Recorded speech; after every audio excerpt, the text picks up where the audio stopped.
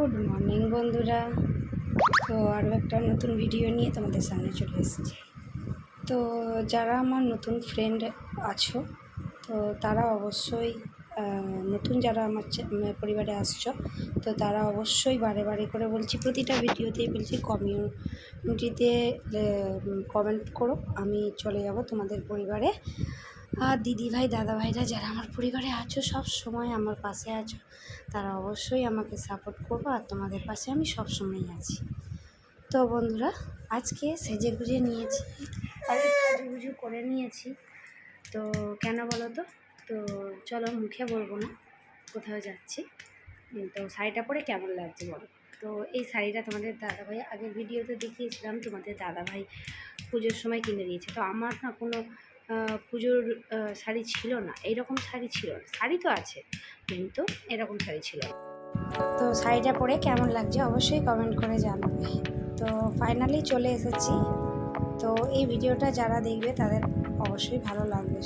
আর ভিডিওটা আজকে অনেকটা বড়ই দিলাম, প্রতিবারে তো ছোটো করে ভিডিও দিই, কিন্তু আজকে ভিডিও করতে করতে যেন আর ফুরাচ্ছে না, ভিডিও করেই যাই মনে হচ্ছে। যেন মাকে যেন বারেই ভিডিও করে তোমাদেরকে দেখাই। এত ভালো লাগছে, এত সুন্দর লাগছে, তোমরা কতটা দেখতে পাচ্ছ জানি না এর মধ্যে, কিন্তু এত সুন্দর না সামনে থেকে লাগছে মাকে, যে কী বলবো। ভিতরে তো ঢুকতে পারছি না, মামামকে তোমাদের দাদাভাই গেছে, তবুও ভিতরে এত ভিড় হয়েছে না, আমি এখানে ঢুকতেও পারি না।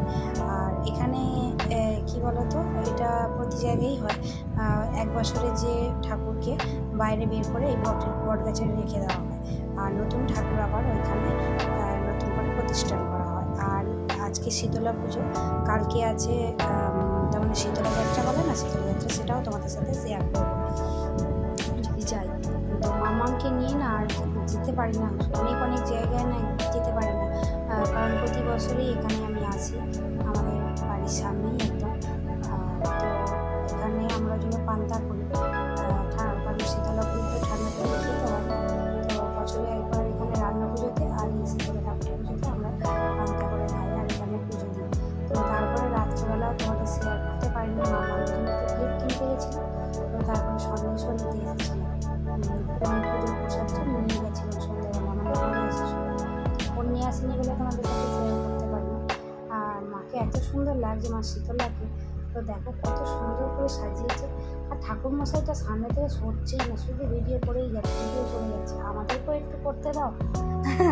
তো তারপরে কি একজন সরতে করেছে বলতে, তারপরে ভালো করে তুলে দিলাম। তো বলো বন্ধুরা, কেমন লাগছে? কত সুন্দর, দেখো না কত সুন্দর, যেন আমি আর ভিডিও করে পাচ্ছি না, এত ভালো লাগছে, এত ভালো লাগছে। ওখানেই করে বসে বসে শুধু ভিডিও করে আর মাকে দেখি। তোমরা ভিডিওটা দেখবে, অবশ্যই তোমাদের খুব ভালো লাগবে। আর তো অবশ্যই কমেন্ট করে জানাবে শাড়িটাও কেমন হয়েছে। আর এই যে মাঠটা দেখতে পাচ্ছ না, বিশাল বড় মাঠ, তো গাড়ি ওই দিক দিয়ে এখন পার করে দিচ্ছে। এদিকটায় পিচ রাস্তা আছে, রাস্তা দিয়ে গাড়ি যায়, কিন্তু এখন মাঠের ওই দিক দিয়ে যাচ্ছে। তো 30 তারিখে ফাংশান আছে, সেটাও তোমাদের সাথে শেয়ার করবো।